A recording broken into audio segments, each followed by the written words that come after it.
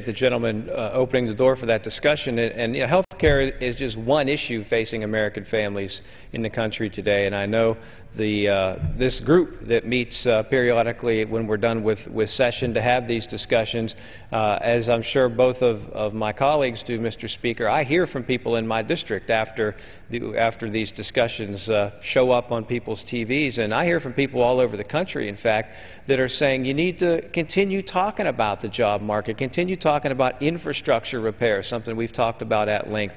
Talk about health care. Talk about issues facing small businesses and working families in America, because that's something that I think gets lost in the politicization that takes place in a presidential election year. We're starting to head towards that time of the year when politics trumps everything. And it's unfortunate because what gets lost is these are real people. These are real Americans that are suffering in the job market. I just noticed in our gallery two gentlemen, soldiers, who are here, both of them wounded in the wars, and this is part of a group that comes in here every day when we're in session to watch what we're doing. They just stepped out the door, and I wanted to catch them before they left to recognize them for the services that they provided. They may come back in which case I'll interrupt you again, but please go ahead. Absolutely. Well, I would agree. I had a chance to chat with them earlier today, and there is no group that should stand ahead of our nation's veterans when it comes time to making federal funding decisions. So I'm glad that they're joining us today. They are coming back, and I just want to, maybe the three of us can simply recognize them for the service that they provided to this country.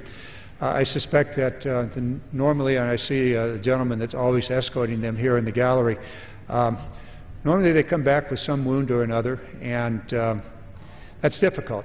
But I want them to know, and I'd ask you to join me in this conversation, to know that this House, Democrat and Republican alike, are determined to make sure that all of our men and women that are returning from the wars, and those that have served even though they were not on the field of battle, deserve both our respect and whatever services they need, veteran services, medical services, and a job. So I thank them for coming here.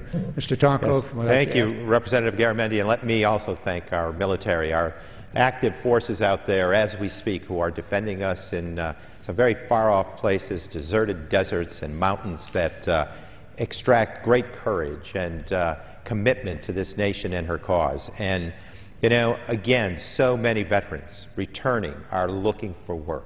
It ought not be a battlefield in their homeland to find a job, and it's why the American Jobs Act makes it possible for businesses to realize benefits when they hire our veterans, when they hire the active military that are returning.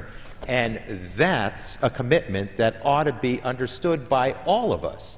That's a commitment that should be part and parcel to unanimity in this House. And let's go forward with something like the American Jobs Act. Well, this is one of the very few, in fact, this is the only thing that's actually been done. When the President last September proposed the American Jobs Act, the second thing that he talked about was the Veterans Job Bill. And it kind of languished around here for a couple of months. It was early September when the President spoke, and then came this special day every year called Veterans Day. And all 435 of us, we go home and we go to the veterans parades, and lo and behold, we came back and we found compromise.